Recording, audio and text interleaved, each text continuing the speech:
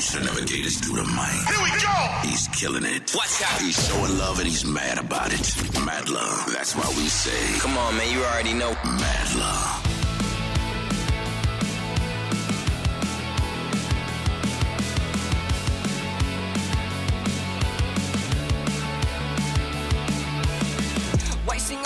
I'm running out of time. How long does it take for them to read between the lines? I'll be sitting up in silence when my thoughts will stay confined, waiting for the day that they will go and let me be free. I try to run away to search and I'm just staying lost. Break it down and feel better no matter what it costs. Try and help it, then they always wanted more. When it's over and they're gone, I'm just ignored. So I back away and you wonder why. Think about all the times I gave another chance. You never had a thing to say. I've been alone and I've been afraid. Looking at myself, I see you. I don't wanna feel this way. It's weighing on me deep now with a heavy heart. I thought we had a plan, but then it fell apart. I'm putting all the blame on me, cause the way that I've been acting is where it got us to be. So I'm back down in my ways when I tell you take it wrong. Hate the way that I'm living and that I'm feeling numb. Take a chance and I'll tell you how I feel, but I guess I'm the wrong one, but I kept it real. So I back away and you wonder why. Think about all the times I gave another chance. You never had a thing to say. I've been alone and I've been afraid. Looking at myself, I see you. I don't wanna feel this way. Where I'm at now, the lowest point in my life. Hands down, keep it going till the feeling is right. Wish I had a way to take it all back, but you never understand till it's All right. Stop with the song. It's not even that serious. Shout out to everybody listening in. I don't know if you guys know this. Today we got a special guest, but before that, I'm your host, Traffic Light, aka Dave Hernandez. This is QSJ Radio's Madluh, home to the unsigned artists. But lately we've been switching it up, guys, and you guys know this. So I'm just want that guy Sly to get noticed as much as I want our guest to get noticed. Today's special guest is Ryan J. Warriner, is the director of executive coach of professional presentation services. With over a decade of professional speaking experience and expertise, Ryan has mastered the science and art of presentations. Do you know, right now, guys, I'm going a little extra because I'm going to ask him if my presentation is okay because this is big. Ryan, thank you so much for coming with us. Dave, it's my pleasure. Thanks for having me on. So right now you are on what, guys like me, guys like in the background call a book tour. I really think that you're going around hopping on everybody's show as much as you can for a book tour. But before we get into the author part, this all started because of either you were going to be an educator or you were going to, what's the history here? Sure. So currently I'm a professor, actually. I hold a professor position. And as you mentioned, I'm also an author and a coach. So they're pretty much the three capacities that I currently occupy. But as for my history, I first became a teacher, and the impetus for that, and when I was a child, I always wanted to, I was experienced a lot of frustration, I guess, myself with my own language. I couldn't find the words to express how I was feeling. And I had all these thoughts, but I just had such a challenging time articulating them. Wow. and communicating. So yeah, it was, I think back to that because I've been asked this question a couple times now. Why did you start into this? And I think it was really initially to help myself, because I was experiencing when I was a child, I remember being frustrated that I had these ideas, but I couldn't communicate them. And then people kind of stopped listening, especially like my parents. They're just like, oh, it takes Ryan too long to get it out, so we'll just bypass him, But yeah, so that kind of it lit a fire, and I started to level up my vocabulary and started learning speech patterns, how people speak, and I also learned how, like, education wasn't really highly prized in my household. I grew up in a working class family, so for me, I wanted to help other people learn. So my first career, I actually became a teacher, and was teaching in New York, and I was teaching in California, and then Now, was this in elementary, middle school, high school type of teaching? Yeah, I started teaching kindergarten. Okay. And then before I left, I was teaching grade 11. So I was teaching in the high school. So how long was the teacher span? About 5 years, 6 years maybe. Okay. See, I don't know the levels of the teacher thing. I feel like you got to have like at least a certain amount of I don't know, teacher hours to move up to the next grades or anything like, or is it wherever they could fit you? So it varies state to state, and especially because I taught in Canada too, so province to province. But typically what happens is when you get certified for a level. So sometimes they call it primary, or primary junior, or intermediate, and then senior. So you get qualified for one of the age categories. And then if you'd like to work in another one, you take they call them additional qualification courses, AQ courses, and then you get certified to move up or move down, whatever you're at, and teach others. There's a lot of learning there. There's a lot of learning. Like that's a lot of learning. So you're talking about New York, Cali, and Canada, which Yes. You're in Toronto right now. Was it in Toronto that you were there, or you was hopping around provinces? Yeah, I started in Southern Ontario, but yes, I was mostly it was solely in Ontario that I've taught in Canada. Taught a little bit in Australia but yes, that's predominantly it. A traveling teacher over here, collecting keychains and T-shirts. So did you want to do that? Did you want to travel the world and teach, or did just things happen? Yeah, no, it was.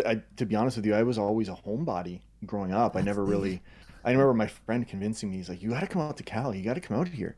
And I was like, I don't know if I want to go there. And of course, I went, and it was the greatest time of my life. I met friends I'm still in contact with now, and changed the trajectory of my life 100%. But no, actually, it became out of necessity. So when I came out of teachers college, I just assumed, I was, young and naive, and I thought, okay, yeah, there's going to be jobs everywhere, and I'll be able to drive my Ferrari soon, and be making, because in Canada, teachers make like $100,000 a year, and they get they only work 40 weeks a year, so you get the 3 months off. So everyone's, it's got a lot of perks, but what they don't tell you is, for every one position, there's 17, 18 people vying for it. So yeah, the fight is on.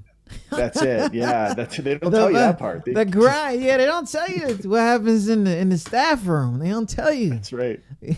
I'm the one that brought that soup. But anyways, so you started blogging. You started blogging very, very early, right? You have correct me if I'm right, the thriveglobal.com? Is that you, or you're a guest on there? Yeah, no, I'm a contributing author, so I write posts, and I became a professor probably about 8 years ago. I was starting in college, and now I'm in university, and I just had this, like, sometimes I get these I call them like inspirational moments where I get motivated. I want to help more people than are just in my class. So what I do is when I come upon a piece of research that I think is valuable, people can plug and play into their lives and instantly get value, see a return from. I try to write an article about it. I try to put it out there so that people can say, oh, I never thought of that, and I'm going to start doing that now, and it's going to, hopefully give me some better results. That sounds like somebody I know. Okay. It's We're getting somewhere. Yeah. Like it's really good and really because I'm seeing this. I'm seeing things like you just dropped like last month, empowering, ascending leaders. The 5 keys to moderating virtually. I see conquering speaking anxiety part 4, which I'm only on part 3. Relax, don't get mad at me.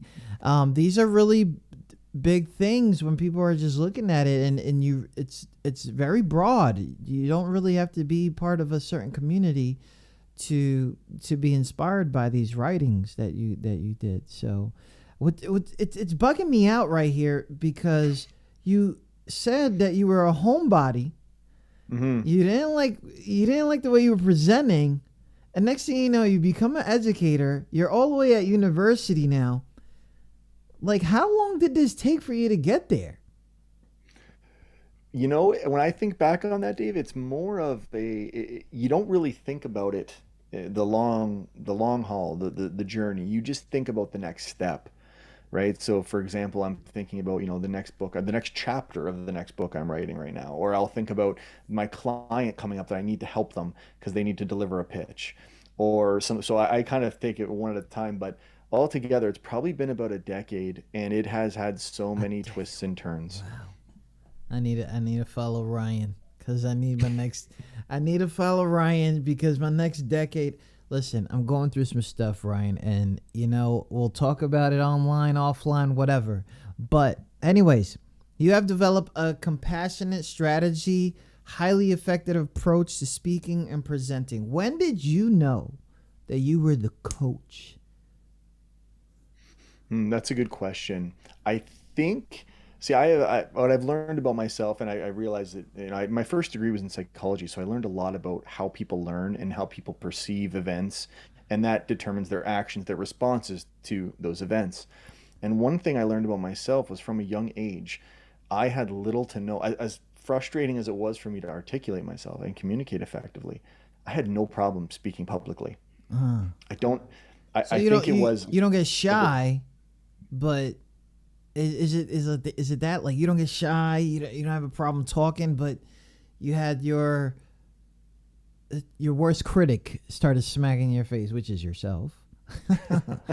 Yeah, I think like when I was a child, even though I wasn't an only child, I had brothers, I had siblings, but I was alone. I remember being alone a lot of the time, and I remember when I was around people, I was just like, hey, like I love talking with people always, whether it's a one-way conversation in a presentation, or whether it's a group discussion or what have you. So I was more excited to speak with people than I was nervous, and I realized that not everyone has that. And especially now, right, with all the technology, that the students and the younger folks I work with, like I wrote that article, like as I mentioned, on new leaders. There's a lot of millennials, a lot of the folks coming up now entering their jobs as interns or in their entry level jobs, and they don't have the same experience, and they don't have the same exposure to speaking at a meeting or to pitching something to their boss like they wanted. No death by PowerPoint. Just throw a video in there. Right, exactly, right, and that's what the default is, unfortunately, sometimes. So I realized that there's a lot of people out there who struggle with speaking anxiety. They really, it's a real thing. Like it's the words don't come out, and they get worked up. And so I've developed an approach that systematically kind of chips away at that, and it enables them to deliver their message effectively with impact. And that's really what we're after at the end of the day is, did your audience do what you wanted them to do? Did they hear what you needed them to hear to achieve your desired outcome? That's the goal. You've done thousands of these. You've done thousands of the thing everybody wants to do. Did you have any viral videos out yet? It's funny you asked that. A lot of people have asked me, I have a TED Talk coming up. TED Talk, there you go. To be honest, I've operated in the shadows. I tell people all the time for the last 10 years. It wasn't until I wrote this book and my publisher was like, we got to get you out there more, because the companies, the executives I consult with and I work with, typically it's, non-disclosure agreements, it's confidential, it's, don't let anyone know I'm getting help on how I speak and to speak more articulate and be more effective. So typically I've been behind the scenes more, but now I'm kind of out there. So there will be some videos in the coming year. I can promise you that. There you go. We're talking right now to Ryan Warriner, the author of The Effective Presenter and many other published books. So what's crazy is this one is coming out in a month, right? A month and a half. You have some right now. Okay, don't worry. So they're up for what was it called? Pre-sales? Yes, pre-orders. There you go. Writing a book. All right. I know this is something, you're a professor now, so you got to have something in writing, right? And your first time thinking, hey, I really need to write something. Where did the idea come from, and when was that book published? Mm-hmm. The first time writing, I've written a lot of research my time as a professor, but it's very different, and people, it's totally different. For those of you who are listening right now or are watching this, if you're not in academia, much of the research is very, very, we would say like in the weeds. It's very microscopic on a certain topic. And most of the time, the folks that read that research are other researchers in the field who they could use it to help them. It's not mainstream at all. It's very, very niche. And so that's what we call the underground. Yeah. So it's but only your underground is huge. Yeah. You're turning mainstream. But no, in all seriousness, the way I viewed it was, if I write a research article, 6 people read it and one is my brother, right? If I write a book or if I write an article, if I write something meaningful, like it's broadly applicable that everyone can get value from, to me, I would prefer to do that. That's a better use, I find, of my time and my experience. And if I can share, hey, what I've seen, because I've had the benefit of consulting and coaching with companies in every industry, from pharmaceutical to tech to you name it. I've been in a lot of rooms, a lot of meetings. I've heard a lot of discussions over the years. I've seen things go well and not well. And that's what I like to share. Like, hey, this company tried this, or I've seen this. It hasn't worked out that well. Maybe try this instead. Or this we've seen, it's not proven yet, but there's some preliminary research that indicates it's got a positive effect. Something to that. If you guys are just tuning in with us, we have Ryan J. Warriner, author, professor, and if you guys didn't know, an underground artist. Let me stop.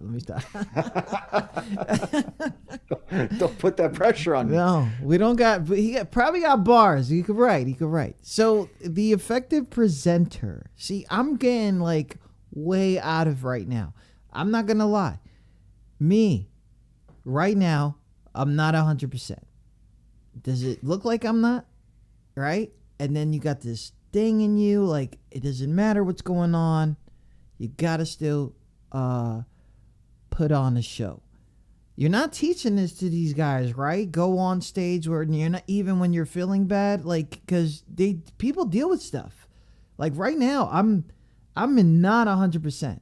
I can tell you this right now, and still I have to give forth, especially because I got Ryan on the show.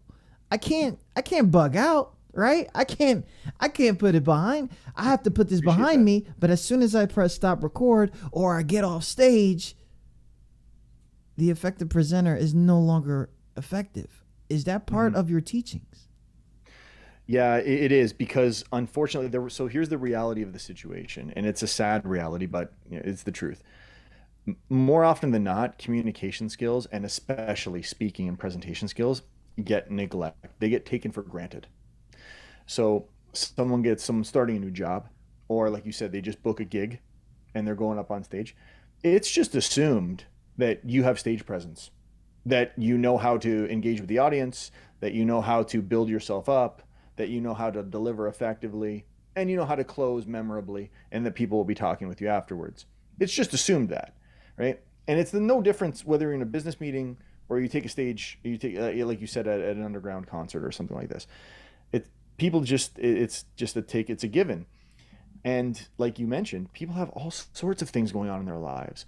Some people are sick. Some people are distracted. Some people have kids at home. Some people have, rent they got to pay. Some people have things are on their mind, and yet they're tasked with delivering effectively and putting forth a product or, some sort of offering value to the folks that are there, right?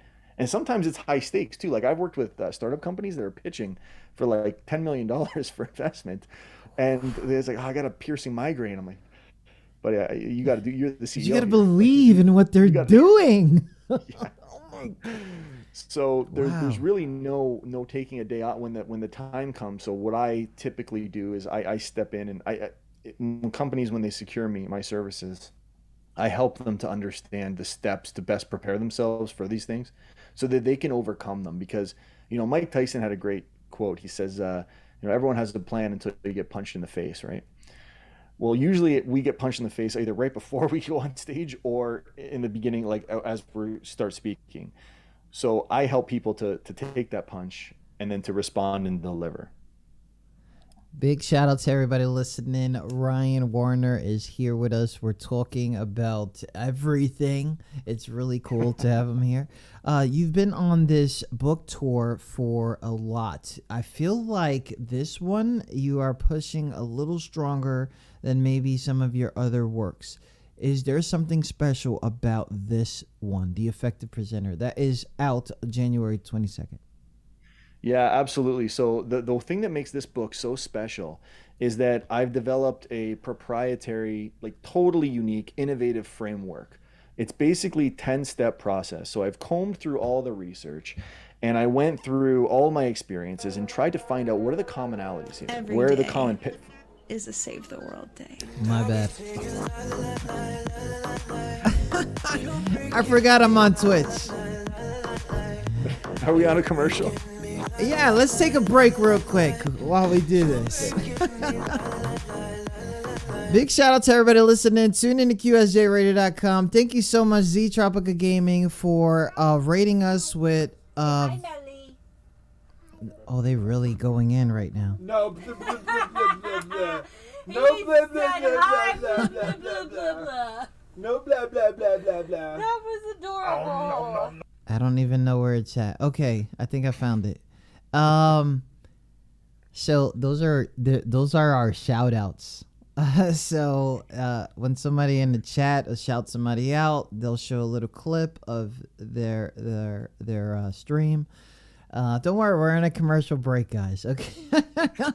Thank you so much, Z Tropica, for rating us, bringing your community here. We are QSJ Radio. We are in the middle of a interview with Ryan Warriner, who is a professor, an author of the new book that's coming out in a month, The Effective Presenter. You can get it right now, pre-orders, on Amazon.com. You guys should see the link in the chat here in a second. Thank you guys so much for that interruption. Don't worry, they're part of my team. I'll get them later. What were we talking about? I'm sorry. That's you asked what made this book special and some of my other works. There you go. And by the way, great term, works. You know, it includes all the projects and everything I've done. Dave, I got to give you credit for that, buddy. Your vocabulary is better than you think it is. Oh my God! Shut up! All right. Stop doing this, okay? I don't need this right now. Okay, thank you so much for that, Ryan. No problem. I got to tell you, yeah. So the book, I developed this framework, and at first I was just using it, kind of spitballing how could it work, but I actually took some time and went into the research and basically put together a 10-step formula from research and experience that gives any presenter. You got to speak at a conference, you have to present on stage, you have to lead a meeting, any situation. If you follow these steps, it'll give you the highest probability of success. If you don't have the highest probability of success, it's either because you skipped a step or you didn't follow, you put them out of order. But as long as you complete them, it'll give you the highest probability for success in whatever circumstance you're in. So once I developed that, I thought, yeah, I have to write the book to outline this because people are going to have questions. And that's what each chapter of the book does, right? Know your audience. What do you need to know about them, right? Yeah. How do you find out that? And then once you find it out, how do you apply it? How does that change what you do? Those are critical questions people don't ask. So I put it all in the book for people to read, and hopefully my plan is read it, open up new opportunities for yourself, things you didn't even know existed, and level up yourself, level up your communication, level up your life. Now, this is the thing. A lot of people write stuff. It's self-experience, experience of others, knowledge from others. Where did this come from? Are these the pros and cons? Are these the ups and downs, and what works, what didn't work for you? Or is it something as a collective? So as many presentations as I have delivered myself, I've coached probably twice as many presenters. I've helped them design the presentation. I've worked with them on their delivery and helped them to. So this has come from years, like I said, a decade of me combing through the research. What are the most effective strategies? What's the best structure to frame something in if you want to persuade someone, if you want to influence someone, right? What's the best language to use depending on the person's situation, like the audience's hierarchy, etc., and their experience with the topic. So I put this all together, and it came out, like I said, it kind of organized itself into this is what you need to know to start with, and then this is the next step, and then once you know this, then you can determine that. And it kind of aimed up almost like a recipe for success. Add a little bit of this, add this, next step here, and then you're good to go. You don't have to worry. Your confidence goes through the roof because you've accounted for everything. Due to the fact that this is not your first book, I feel like 129 pages is a lot to read for someone, well, kind of not a lot. It's not a lot because people. I was gonna say people. No, you're right. You broke it down. Because people it's will give. 169 actually. Okay, all right. You're one of those technical guys. All right, Just didn't know myself. I had to check. Roger that. Professor Warriner is in here and he's sunning me. But anyways, it's okay. You take some people think this is like incredible. I'm reading the chat. I want to give a shout out to some people because they do have some points here that are amazing. Karen Bodden out of Wisconsin. She goes, I can do theater, but I can't do presentations. The reasons I can do theater is because it's already scripted. We had some practice and stuff like that. When someone comes up to you and says, I've done things before, I've rehearsed it, I've whole bunch, what's some advice that you give them that? Because they have to, like we said earlier about Mike Tyson's quote, you can prepare for everything until you punched in the face. When they're punched in the face, what do you tell them? So in this case, it's an interesting case you bring up, and I'm glad you're bringing in the questions, Dave. Look at you. You're a very gracious host, spreading the time around. Can you stop? You're looking at my chat. These guys, don't tell Ryan what to tell me. Okay? You guys got to stop this stuff. All right, go ahead. I'm getting side messages over here. Make sure you pump Dave's tires. Tell him he's doing a good job. I'm testing. No. But in all seriousness, if you're speaking at a theater, the desired outcome changes, right? Like your purpose changes. So you're entertaining. And in that how would you say, scenario, your job is to really embody the character you're doing as well as you can. And the audience, they've come there for that. So they've come there to see your portrayal of a character. And that's really what they're going to get entertained from and where they're going to see the value. So you're still performing, but the desired outcome is different. It's just to embody your character as best you can to try to match the storyline and bring it to life for the audience. In a presentation, most presentations are either informative or persuasive. So you either need to bring people up to speed, like it is in an update or in a meeting, or you need to persuade them in a sales pitch or an investment pitch, or you want them to get on board, approve your plan that you've put together, something like that. So you need them, the audience, to buy into something. They're not coming there with that. You need to get them there, right? So it's a different mindset you need to get in. And your mindset should be to perform optimally. What I tell folks who are experiencing, the hack to speaking confidence is change your mindset to be more helpful, right? It's simple, but it's not easy, right? Because what happens is psychologically when we're up in front of people from our ancestors thousands of years ago, we feel outnumbered, especially if they're strangers. I don't know them. I feel unsafe. I'm vulnerable, right? Like I need to get out of here. Your brain's telling you, get out of here, get out of here, get out of here. And while your brain's telling you that, realistically you can't, and you still have to deliver. So it's almost like you have a program running in the background while you're trying to speak and remember what you're trying to say and deliver it effectively. That's why a lot of people, when they use their slides, they use them as cue cards because they're like, okay, at least I won't forget anything. Yeah. No matter how nervous I am, I can just read it off there, right? Yeah. It's kind of like a default. Yeah. But the hack is to view your audience like, I need to help them, right? These people are here because they need... I'm going to add some value to them. I'm either going to bring them up to speed on something and give them some information they need, or I have a way to do something, or I have something that's interesting to them and I need to convey that to them. Like they need my help. And when you think about it like that, like if you're walking in the street and someone trips, like most times you're just going to react like, oh, let me help you up. You're not going to worry if there's a million people watching you. That doesn't matter. What matters is you're helping the person, right? Yeah. So if you get in that mindset, you'll be all right. Big shout out to that. I hope Karen Bonnet is in here and she's like, why did you put me on the show?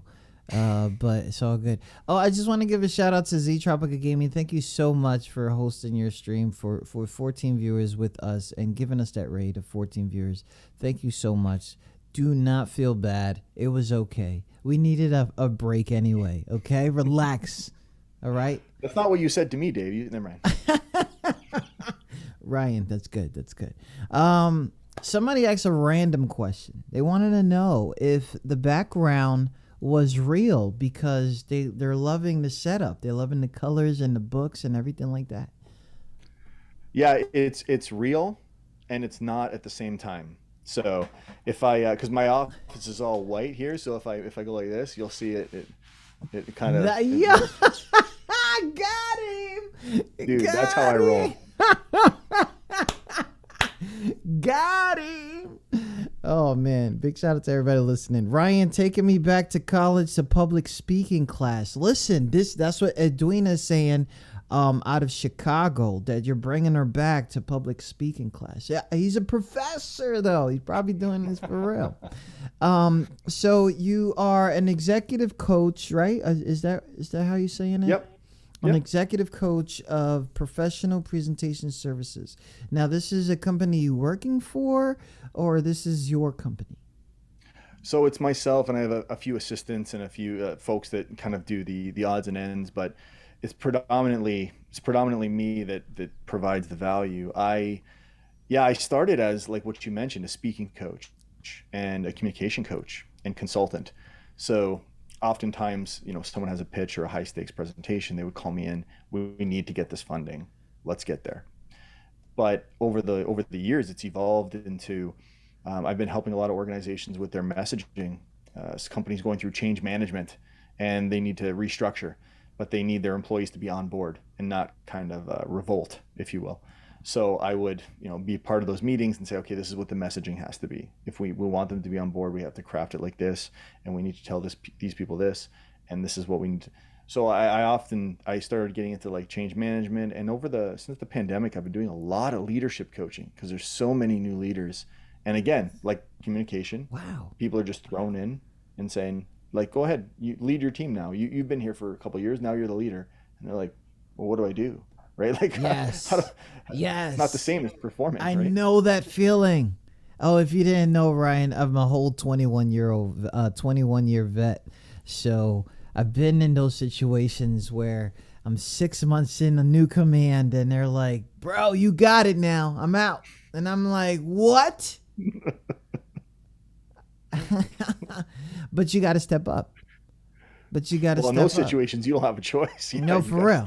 Yeah. I have no. Yeah, I can't take those days back. So he believes. Listen, Ryan says this almost everywhere. He believes in building confidence in each speaker to improve the delivery of their message. We talked about how dealing with so many different types of people, their situations. I would say sometimes that has to do with culture. Sometimes that has to do with their trauma. Sometimes they have to deal with a whole bunch. I have to ask. You don't have to put names. Don't even put a country involved in this, okay? Because you've been all over. Go ahead. What was your most challenging task as a coach for someone or some company? So sometimes when I get, there's been very few times in my life have I walked into a situation and been like, oh, this is going to be a cakewalk. Like it's very rare that happens. So I got a couple to choose from, but I think one of the most difficult was working with an executive. So I got hired by the organization because one of their star performers was not getting along with the remainder of their team. And it was haters. It was a star performer, clearly had the talent, clearly could close, like was just amazing individual. But the rest of the team was left out of the loop on all of their, whatever they did, and they were always the last to find out. Animosity right there. It just, you're right. It sowed the seeds of resentment and conflict. And so I had to come in and I didn't just work with the individual, I had to work with the whole team because it wasn't, there was some, I don't want to say bad blood, but there were some scars there that needed to be kind of addressed before, we could start to rebuild. So that was a long process, and it was a lot of sensitive difficult conversations and sensitive items. Well, nobody pressed the record button there, so we're good. Oh my God. Those office fights are the worst, and people don't get that. Everything is running well, so no one sees the bad stuff. They don't even see the lazy. They don't see any of that. You know, there's a lot of bad. You know, it's just like right now. Like there's so many people and so many teams that I work for or support, but I know that there's bad stuff going on. You know, there's and as soon as one thing comes up, they just want to use it against them. And I'm like, can we strengthen that up? Can we figure out a way so you can get over it? Because yes, I understand that we need to protect an image, but the image that we have is to support everybody, even when they effed up. You know, like we're trying to do the best we can because everyone is human. But anyways, I told you I'm gonna start ranting. I'm looking at myself and I'm like, don't do it. Brian's here. Professor Warriner is going to give me an F. But this book is out January 22nd on Amazon and Kindle for those who got a Kindle Fire or get a Kindle Fire for Christmas that's coming up. Is it only available? Sorry, Dave, can we finish that thought for a second? You sparked something, buddy. You sparked something. Oh my God, did I do that? I hate when I do that. Okay, go ahead, Ryan. Go ahead. When you mentioned like the what's in the inner workings, let's say, of an organization or of a team, and people don't see that because they often see they see what can be quantified, right? The numbers, the outputs, the time, what they can, the qualitative part, what they can't quantify, the relationships and those types of things, they get swept under the rug or they get overlooked simply because they can't be like tabulated on a ledger, right? So oftentimes they get neglected as well. And animosity builds, and then when the production slows, they're like, whoa, now there's a problem. It's like, no, there's a problem all along. It just finally boiled over now, right? And what people, all you listeners out there, if you find yourself in a situation where you're stressed out or you're frustrated, something's happening at work, please take a second and check yourself. And the biggest problem that I address with so many executives is that it happens because we're all human beings. We all get to this point where we just want a symbolic victory. We just want to tell someone what we feel, or do we just want to do something to slight someone? I'm not responding to your email because you did this to me, and now you can wait for me, right? Something like that. That's right? every day in my life. Why? Why do they do that? I'm growing my hair out. Leave me alone. So I'm sorry. If you could, the thing is, what people don't realize is even though that feels great in the moment, that doesn't align with your brand, with your success. That doesn't help you, right? If you're looking at what helps me, like what will help Dave be better in a better spot tomorrow than he is today, or what will help Dave kind of build some trust in the trust bank or build my personal brand, right?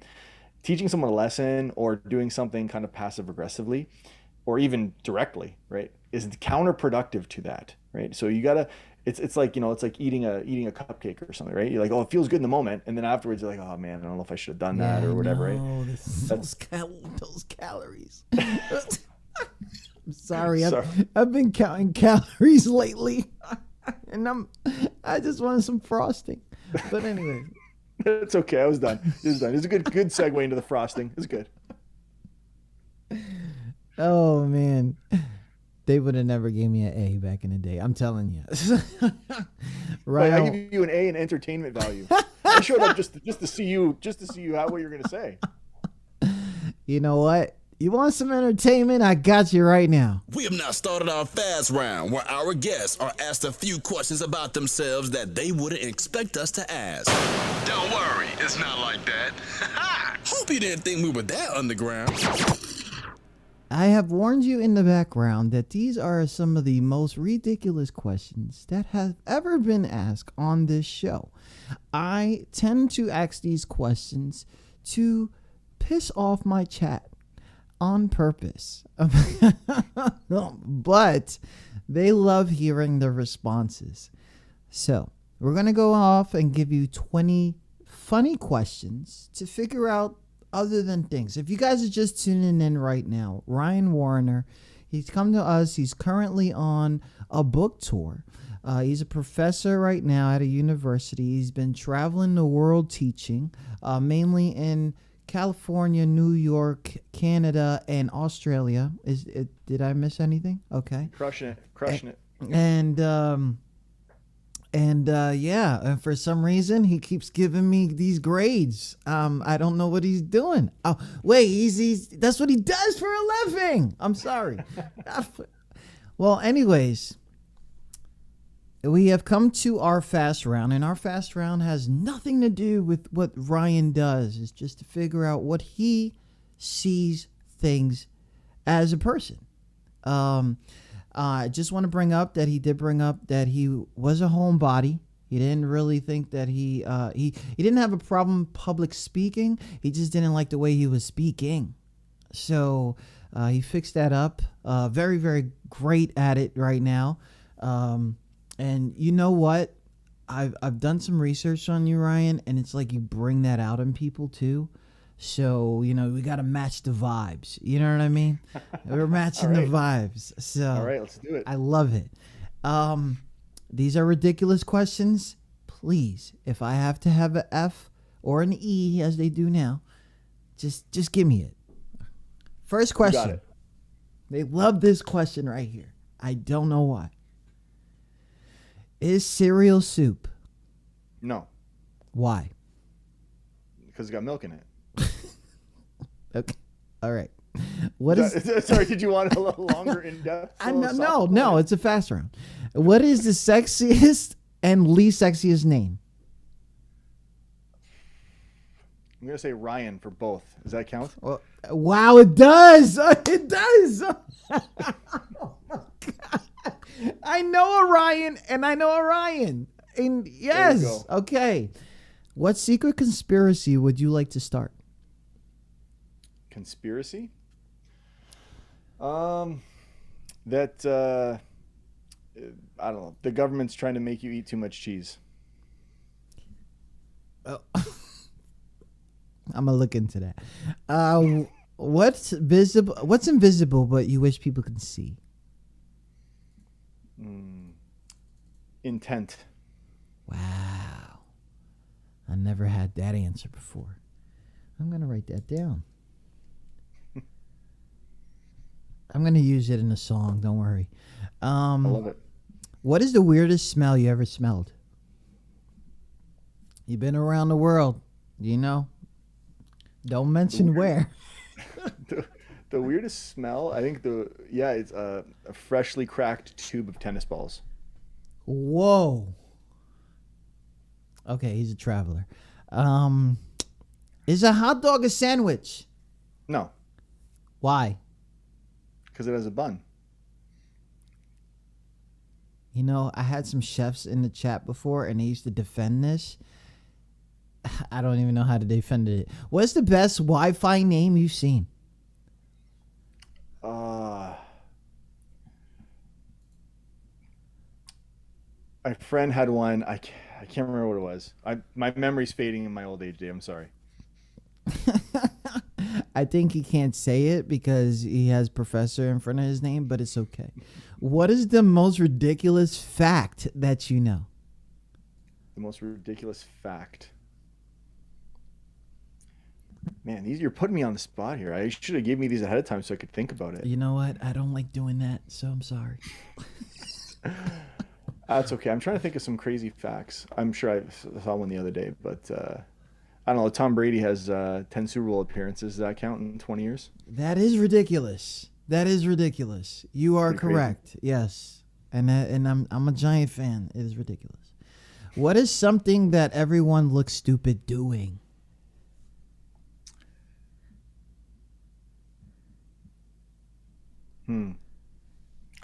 Throwing a bowling ball. This TikTok right here. I don't know what it is. I don't know what you're doing either, but I like it. I'm telling you, they doing this for. I might do one later. But anyways, throwing the bowling ball. Okay, what is the funniest joke you know by heart? I don't know too many jokes by heart, my friend. I feel I'm bad. I'm coming up empty. Don't for worry, you, you're not winning a T-shirt. We're just figuring you out. In 40 years? Wait, you got something? No, go ahead. Okay. 40 years. In 40 years, what will people be nostalgic for? Probably TikTok. For real. It was almost gone. Can you believe it was almost gone in the United States? Mm-hmm. Let's not do that right now. What are the unwritten rules where you work? Unwritten rules? Mm-hmm. You have to dress like professionally and things like that. No one actually tells you have to, but it's kind of expected. Wow.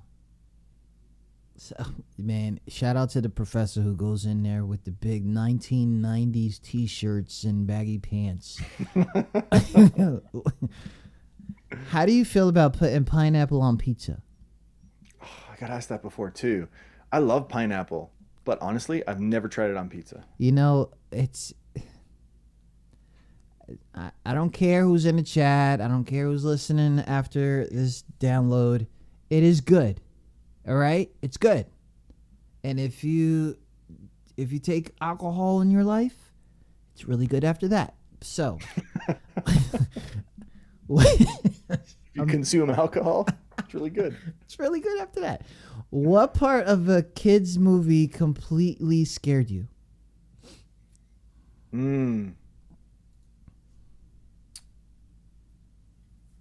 Trying to think. I don't know. The A Bug's Life, when I was I was really little, I watched The Bug's Life, and I didn't like any bugs around me at all. You know, I can see why. I can understand why. Not because of you, because now we know that they have feelings. Anyways. Exactly. Right? I don't want to step on an ant, but it has to go. Exactly. If animals could talk, which would be the rudest? Definitely cats. 100%. Yes. Let's go. I don't care. Come on, they're punching people. Okay. Yeah. Toilet paper, okay? Over or under? Over. Always over. You know, somebody actually sent me a rule, and because there's so many memes out there, I don't believe it's real. I need you know when you get information and it's like it's a picture. It's somebody made that. Yeah. You don't even. So what's the best type of cheese? I like provolone or Havarti myself. Yes, I like the provolone. I like the provolone too. Where is the strangest place you have? I'm so sorry, Professor. I did not realize we was getting this far. Where's I'm gonna pass before you ask. Okay, thank you Go to so the much. next one. Thank you so much. Okay. I know where this is going. What is the best inside joke that you've been part of? Best inside joke? You know what? I should have sent these. I should have. Yeah, I know. You let me dig back in the memory bank. I don't know. My one buddy back in the day, like 15 years ago, he bought a shirt like 3 sizes too small, and we all told him it looked great, but so he'd wear it more, and he did. And then we'd call it tightness when he came back. We'd be like, tightness, and he always like yeah, and like he didn't really get it, but Wow. This medium got him. That's it. All right, one more. What is the most embarrassing thing you've ever worn? I wore this Christmas sweater once. Actually, I probably still have it around here somewhere. And I didn't realize it was like an ugly Christmas sweater. Fashion is not my forte. Wow, okay. I'm a function guy, right? All right. And I'm sure you can appreciate it. Right? Yes. So yeah, I got it this as a gift. I guess it was a gag gift. I didn't know. So I wore it to work. I was starting to wear it. It had this weird pattern on it. It had a zipper that went all the way down. It was just an odd sweater. It looked kind of like a grandpa sweater. And I wore that thing with pride, and until I realized that it was not fashionable. Wow. Big shout out to everybody listening. Ryan Warriner has just finished our fast round. Thank you so much for participating in that. Sorry, I couldn't give you more there, Dave. No, it's all good. It's all right. Don't worry. When I get the book, I'm getting the book. Don't send me a book. I'm getting the book. You got it. I'll return it with a t-shirt. Okay, word to class. Hey, I will for you, and I'll take a picture with it. Yo, that would be so lovely. Ryan Warriner, The Effective Presenter, the book is out in a month. There's got to be something here, okay? You know, my son is, he's taking photojournalist, and I just got off of an interview with him. He chose me to interview because I guess I've done something heroic, all right? I've told him, I'm like, what are you talking about? I got this chia pet growing up in my head. Like, I'm not doing anything. So one of the questions he asks is the same question I ask every guest we have. But this is different because you're an educator. And the reason it's different is because educators have this perception that everybody has greatness. They're not giving cliches. My question is, for those who are following their dreams, what do you tell them? When I get asked questions of this sort, I usually respond by telling people that there's two things you must do in order to be successful and fulfilled in life. And the first thing is to identify, okay, maybe not specifically, because some people can't do that at first, but identify a direction you want to go. Identify what your dream is, right? You don't have to have all that fully painted, but at least an idea. If you want to go into music, you love music, do something with music. You'll find your niche in there. But follow a path. Okay, that's step number one. You have to give some thought. A lot of people don't do this, Dave. A lot of people go through life on autopilot. Oh, I'm supposed to go to work again. I'm a mailman and the mail deliverer. I don't really like it, but I got to do it. And they don't change, right? So number one is you only have 24 hours in a day. Find a way to spend as many of them as you can doing things you love, doing something you want to do. The second component to that, it's crucial because you need to survive. While you're developing your skills in that area, find a way to map that to finances. Find a way to connect that to generating revenue. And if you can start to cultivate multiple revenue streams for yourself, or if you can identify a path that you like, that you're great at, and that pays you, that's the trifecta. That's what you want. So keep your eyes open, keep leveling up your skills, and you'll get there. Professor Warriner, Ryan Warriner, the Effective Presenter. I messed up. Anyways. I feel like I dropped some knowledge there, and then it just got taken away. No. It was there. It just messed me up. You know, like, he's talking to me. Ryan, thank you so much for taking time to talk to us. And we definitely will be promoting the snapshots and everything of the Effective Presenter, available on Amazon in about a month. If I don't get to talk to you, have a happy holiday, whatever you celebrate, if you celebrate. And thank you so much for talking to us. Dave, it's been my genuine pleasure, my friend. If I can ever help you or any of your listeners, please feel free to reach out. And Dave, you know what? If you ever want me back, my friend, I will make time for you. We're going to make this happen, okay? Because a month away, a lot of things can happen in a month. We're going to bring you back. Definitely we're going to talk about that. Sounds good. Thank you so much, Ryan. My pleasure. They should never gave this dude a mic. Here we go! He's killing it. Watch out! He's so in love and he's mad about it. Madluh. That's why we say, come on, man, you already know. Madluh.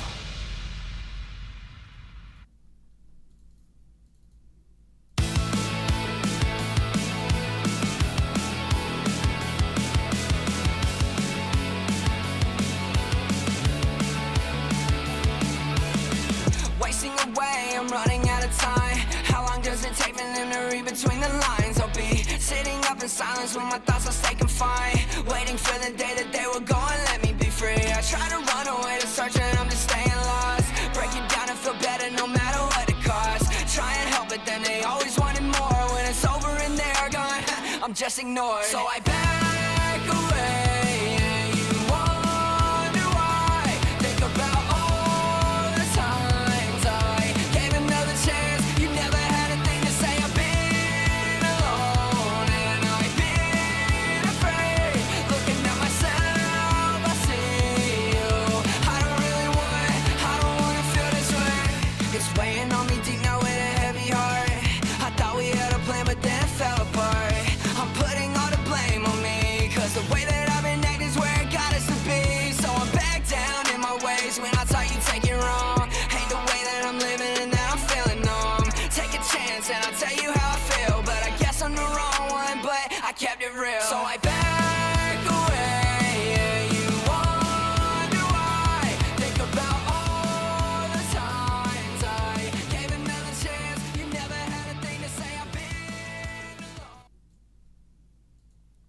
This show is brought to you by The Effective Presenter.